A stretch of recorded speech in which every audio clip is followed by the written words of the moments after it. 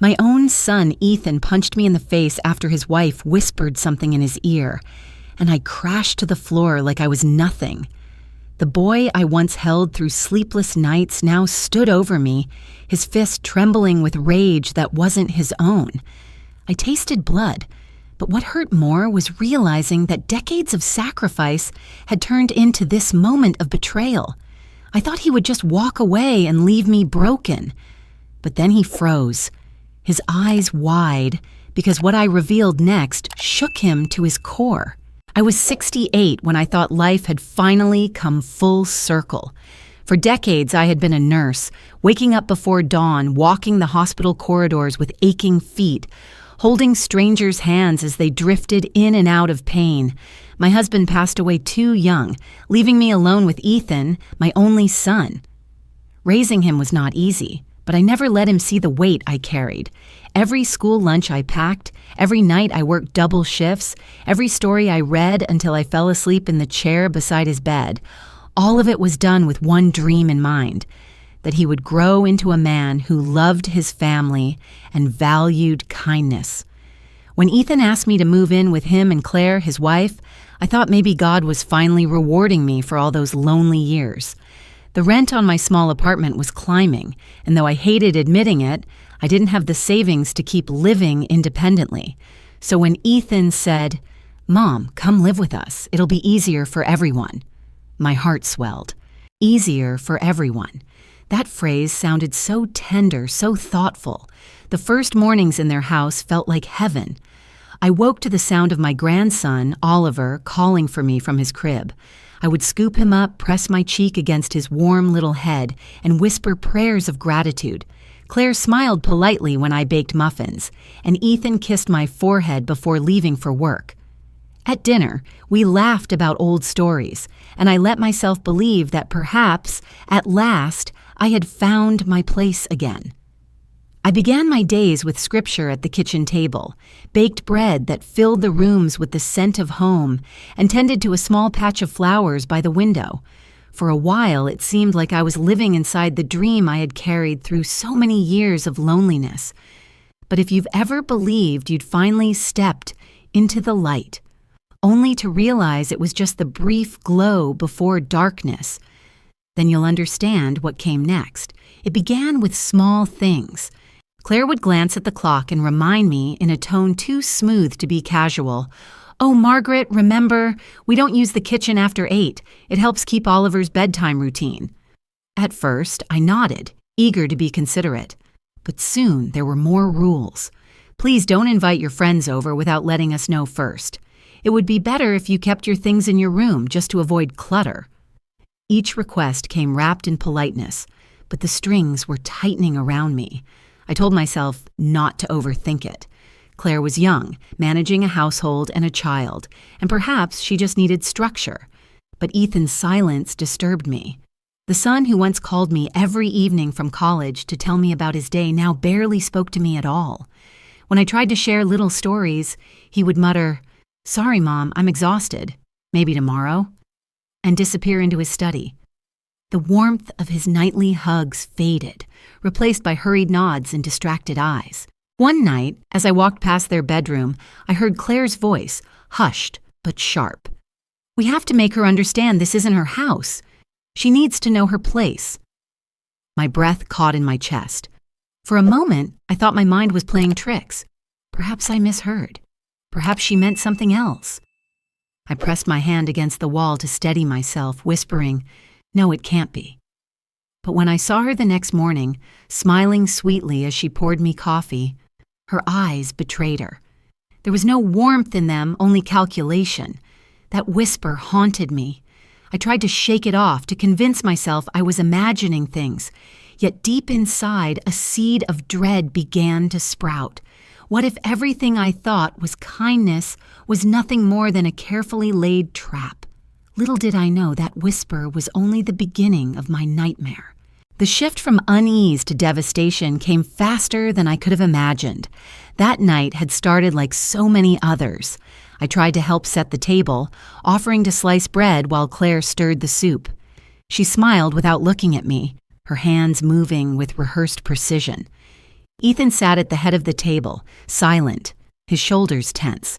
Something in the air felt heavy, pressing against my chest, though I couldn't name it. As I handed Oliver a napkin, Claire leaned close to Ethan and whispered something I couldn't hear.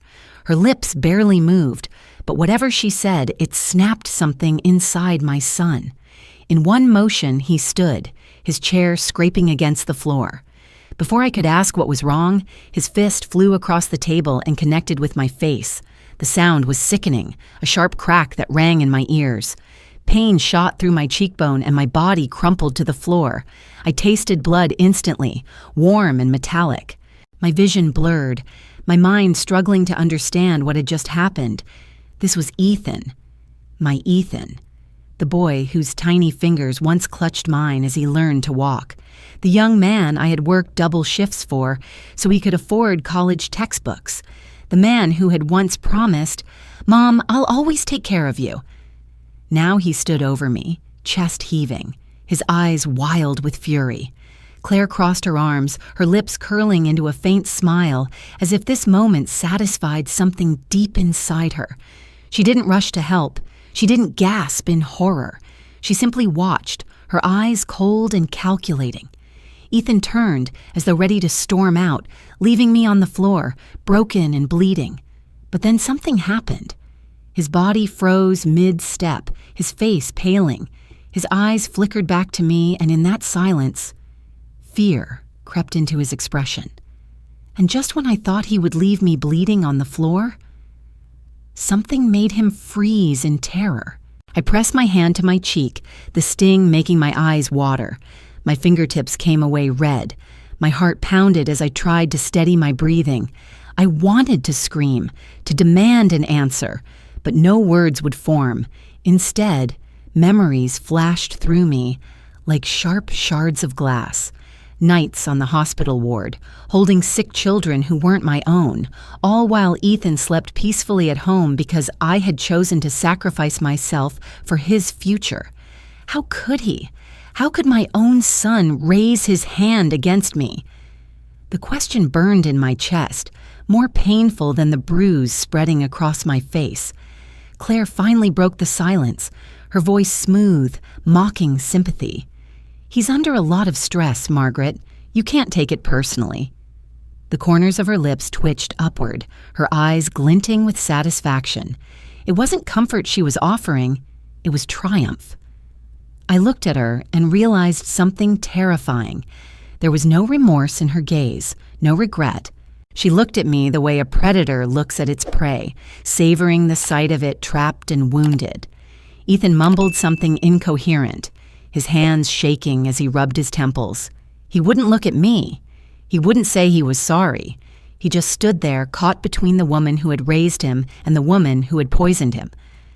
Later that night, when the house had grown quiet, I sat alone in the small guest room they called mine. The walls felt closer than ever, pressing in as if to suffocate me. I held a damp cloth against my face, staring at the reflection of a stranger in the mirror, an old woman with bruises where love should have been. I clasped my hands together, whispering a prayer through trembling lips. God, give me strength. Help me understand why my child has turned against me. Show me a way to endure this. Tears slipped down my cheeks, hot and relentless. For the first time, I truly felt like a guest in a house that had once promised warmth. I sat there, the room silent except for my muffled sobs, and realized that something had shifted forever. This was no longer just about misunderstandings or family tension. It was about betrayal, cold and deliberate. And as much as I longed to deny it, deep inside I knew the nightmare had only begun. The bruise on my face faded slowly, but the ache inside me only grew sharper. Days passed in a blur of forced smiles and silent meals. Ethan avoided my eyes, and Claire carried herself with a smugness that made the air in the house heavy. I tried to convince myself it was just stress, just a bad night that had gotten out of control. But something deeper told me this wasn't an accident. It was part of something bigger, something deliberate. One afternoon, while Claire was out shopping and Ethan hadn't yet returned from work, I decided to put away Oliver's toys that were scattered across the living room. As I bent to tidy up, a drawer of the sideboard was slightly ajar. I pushed it closed, but curiosity tugged at me. When I opened it, my hands trembled at what I found inside. It was a folder, thin and ordinary, but inside lay a contract with my name on it. At first, I thought my eyes were deceiving me, but as I read further, my heart sank. It was an application for a nursing home, one I had never signed. My date of birth, my social security number, even my medical history were neatly typed across the pages, as if I had willingly agreed to this plan. I sat down hard on the couch, clutching the papers. My mind raced back to the rules Claire had imposed, the whispered comments, Ethan's sudden coldness. This wasn't just about household boundaries. This was preparation. They were conditioning me, step by step, for removal. That evening, I called an old friend from church, a retired social worker named Diane. I needed someone outside these walls to tell me I wasn't imagining things. When I told her about the contract, her sigh was heavy with familiarity. "Margaret," she said quietly, "you need to be careful. I've heard of Claire before. A cousin of mine worked with a family she was involved with. There was trouble, property disputes, a lot of bitterness. She doesn't just marry into families, she takes from them." Her words struck me like a knife. I wanted to scream, but instead I sat in silence, clutching the phone to my ear, my mind spiraling. Claire wasn't simply a demanding daughter-in-law. She was dangerous. I thought I was just unwanted. But the truth? They wanted everything I owned. That night, unable to sleep, I rummaged through an old box of documents I had kept locked away in my suitcase. Among them were the deeds to this very house. The house my late husband and I had purchased decades ago. My fingers shook as I unfolded the yellowing papers. There it was in black and white, my name. Not Ethan's, not Claire's, mine. The realization made my stomach twist. I had assumed the house was a shared family home, but it wasn't. It was my property.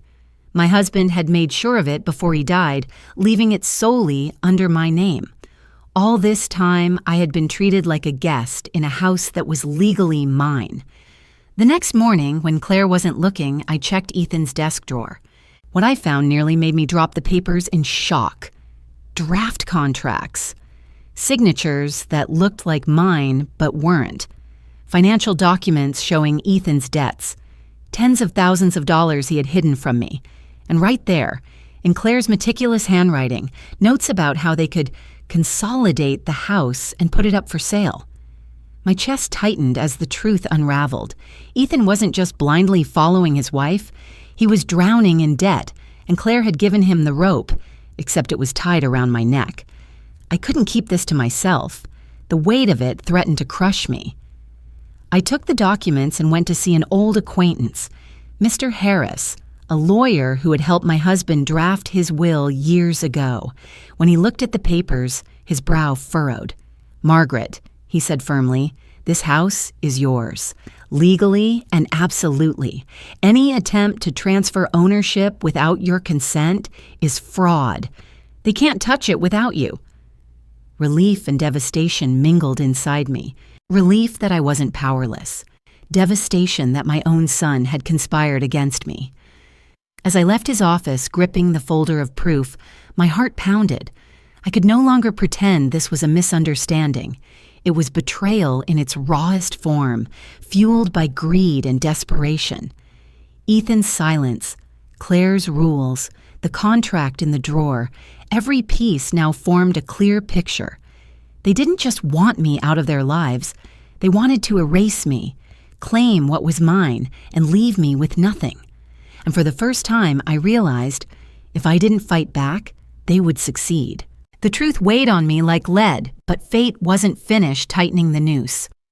A week after discovering the forged contracts, I was approached by Mrs. Coleman, our elderly neighbor who often tended to her roses at the same time I worked on my flower patch. She hesitated before speaking, her eyes darting to make sure no one else was listening. "Margaret," she whispered. "I shouldn't be telling you this, but I overheard Claire on the phone. She said, 'Once she's gone, the house will be ours. I'll turn it into something worthy of us.'" The words sank into me like poison. My worst fears weren't just possibilities, they were spoken ambitions. Claire had already claimed my absence as inevitable. The house I had built with my husband, the only place I thought would shelter me in my final years, had become a prize in someone else's plan. I started watching Claire more closely. She spent long afternoons out of the house, always dressed sharply, her phone pressed to her ear. One morning, while clearing the kitchen counter, I found a crumpled receipt tucked beneath the fruit bowl. It bore the name of a real estate agency downtown. My stomach churned. Without hesitation, I went to the office pretending to be a curious buyer. The agent casually mentioned Claire had inquired about property evaluations, hinting that she was preparing something. I walked out with my hands trembling, clutching the business card as though it were evidence of a crime. My suspicion had turned into certainty. That night, unable to sleep, I searched Claire's drawer while she showered. Hidden beneath neatly folded scarves was a folder filled with photocopied IDs, some clearly not hers. One stopped me cold. It was her mother's name, but the photo was Claire's. My breath caught in my throat. A chill spread through me as realization dawned. She had once stolen her own mother's identity to sell property illegally. She wasn't just manipulative, she was a seasoned con artist. The betrayal cut deeper than ever. This wasn't simply a clash of personalities or a daughter-in-law with control issues. I was living with someone who had perfected the art of exploitation, someone who had already destroyed her own family. And now, she'd set her sights on me. I pressed the folder shut, my hands shaking violently. Fear coursed through me, but beneath it was a rising tide of determination. I would not be her next victim. The following days, I began my quiet preparations. I carried a small recorder in my pocket, capturing Claire's sharp remarks when she thought no one was listening. I photographed the fake contracts, stored copies in a hidden envelope. I met with Mr. Harris, my lawyer, and laid everything on his desk. His expression hardened as he skimmed the pages. "Margaret, this is worse than I thought. But with this, you have leverage." At church, I confided in Father Thomas, who promised to stand as a witness if needed. His calm presence steadied me, reminding me that I wasn't completely alone. Yet I didn't move forward with charges. Not yet. Timing mattered. Claire's arrogance was her weakness. She believed herself untouchable. To expose her too soon would give her time to twist the story. I needed her to walk willingly into the trap she had set for me. One evening, after Ethan and Claire had gone to bed, I sat by the window with a pen and notebook. I wrote to my late husband as if the words could somehow reach him. I told him about the bruise, about Ethan's silence, about Claire's lies. Tears blurred the ink, staining the page with sorrow. "I miss you," I whispered into the night. "You'd know what to do.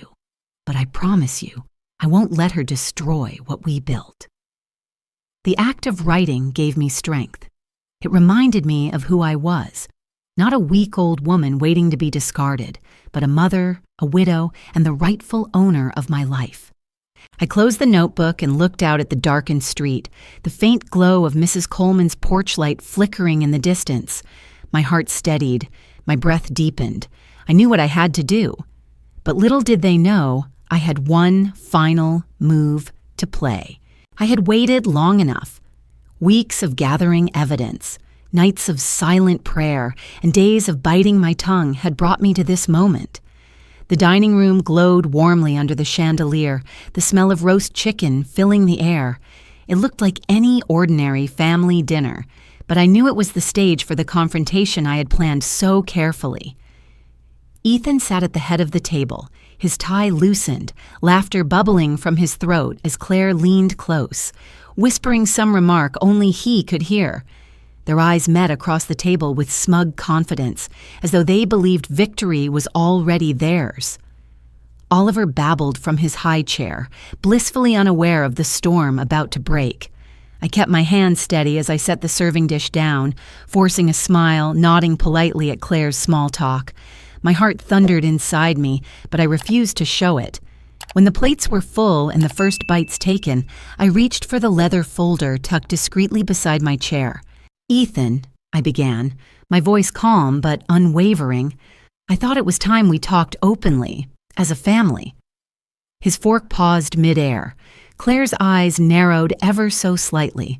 I placed the folder on the table and opened it, spreading out the documents with deliberate care. Deeds, wills, photocopies, and recordings, evidence that told the story they thought would remain hidden. "This house," I said, tapping the deed with my finger, "was left to me by your father. Legally, it has always been mine. These contracts," I slid the forged papers toward Ethan, "are fraudulent. And here," I laid down the photos of Claire's false IDs, "is proof that Claire has done this before." The silence that followed was suffocating. Ethan's face drained of color as he scanned the documents. His hands trembled, each page more damning than the last. Claire's jaw tightened, her smile finally cracking into something sharp and dangerous. "And when I turned the last page," I said softly, almost to myself, Ethan's hands began to shake uncontrollably. The dam finally broke. "You lied to me." Ethan's voice was hoarse, his eyes darting between Claire and the papers in front of him. "You told me this was just to help us, to fix things." Claire slammed her palm against the table, her voice rising like a whip. "Don't you dare put this on me, Ethan. You were drowning in debt before I ever lifted a finger. You begged me for a way out. I gave you one." Their words lashed across the table, each accusation cutting deeper than the last. Ethan clutched his head, as though trying to block out the truth unraveling around him. Claire's fury was unchecked now, her voice filled with venom. "You think she cares about you, Ethan? She only cares about her name on that deed. She's using you like she's always used you." I stood, my voice firm, louder than I thought possible. "Enough! I raised you, Ethan. I worked myself into exhaustion so you could have a future. And Claire," I turned my eyes to her, unflinching, "you saw that devotion as an opportunity to exploit. But your lies end tonight." Ethan's eyes brimmed with tears as the weight of it all came crashing down. He looked at Claire, then at me, then back at the damning papers on the table. His lips quivered, but no defense came. He knew. Deep down, he knew. Before Claire could launch another outburst, a knock at the door interrupted the chaos. The room froze. I walked calmly to the entrance and opened it. Mr. Harris, my lawyer, stepped inside, his briefcase in hand. "Good evening," he said with quiet authority, setting the case on the table beside the scattered documents. "I thought it best to deliver this in person." He pulled out an official notice and slid it across to Ethan and Claire. "Margaret has secured a legal injunction. Any attempt to claim or sell this property without her consent will result in immediate prosecution."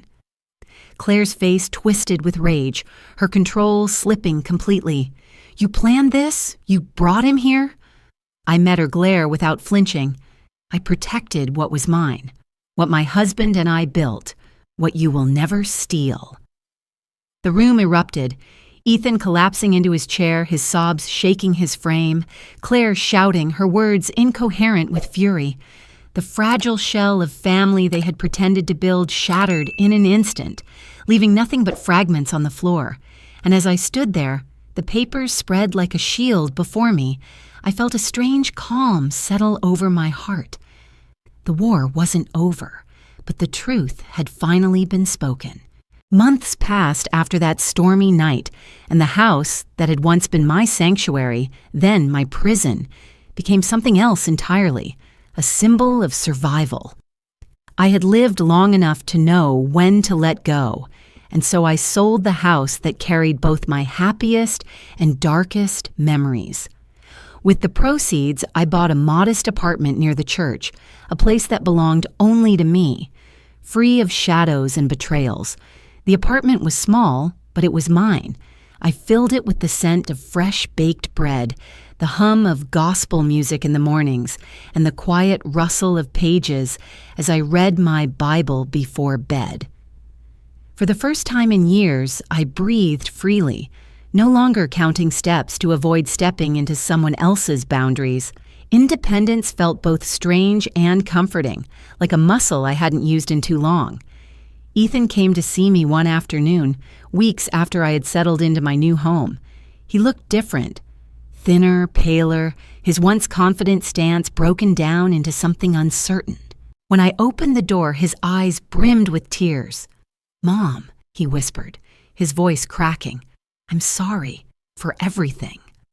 I let him in, offered him tea, and we sat in silence for a long time before I spoke. "Ethan, you will always be my son. Nothing can change that. But love without respect is not love at all. We need boundaries now, clear ones. If you want me in your life, it must be on those terms." His hands trembled as he nodded, the shame in his eyes deeper than any punishment I could have given him. I knew he was carrying his own burden, the weight of betrayal not only against me but against the boy he once was. The boy who promised he would always take care of his mother. I forgave him in my heart, but I would never again allow him to strip away my dignity. Claire, on the other hand, vanished. The last I heard, she was facing legal investigations for her fraudulent dealings. She slipped away like smoke, leaving chaos behind her. Perhaps one day she would face true justice, but I no longer cared to follow her trail. She was a chapter I had closed, and my life was too short to reopen it. One evening, Ethan brought Oliver to see me. My grandson's small arms wrapped tightly around my neck, his innocent laugh cutting through the pain that had lingered in my chest. I kissed his forehead and whispered, "You will always have me, as long as you remember to love with all your heart." His wide eyes stared back at me, uncomprehending yet full of trust, and in that moment, I believed in healing again. That night, after they left, I sat by the window of my little apartment. The city lights shimmered in the distance, and the hum of traffic reminded me that life outside my pain still went on. I opened my journal, the same one where I had once poured my tears, and began to write, not of sorrow, but of resilience. I wrote of how forgiveness was necessary for my soul, but forgiveness did not mean surrender. I wrote of how family should be a sanctuary, not a weapon. And most of all, I wrote of how love must always be tied to respect. Otherwise, it becomes nothing more than chains disguised as devotion. I wanted others to know, you do not have to accept cruelty in the name of love. You do not have to let your sacrifices be erased by those who refuse to see them. No matter how late in life it feels, you can stand up, reclaim your dignity, and choose a new path. I closed the journal and looked around my small home. It was quiet, but not lonely. The silence here was gentle, not suffocating. For the first time in years, I felt peace ripple through me like sunlight over water. As the sun set, casting golden light across my balcony, I leaned against the railing and smiled. My journey had been filled with pain, betrayal, and heartbreak, but it had also given me clarity. I had lost a home, but gained freedom. I had endured betrayal, but discovered strength I never knew I had. I turn to you now, the one listening to my story, and I ask, if you were in my place, sitting at that dinner table with all the lies laid bare, what would you have done? Because in the end, life is not just about surviving what is done to us. It is about the choices we make after, and I chose to live, not as a guest in someone else's house, but as the rightful owner of my own life.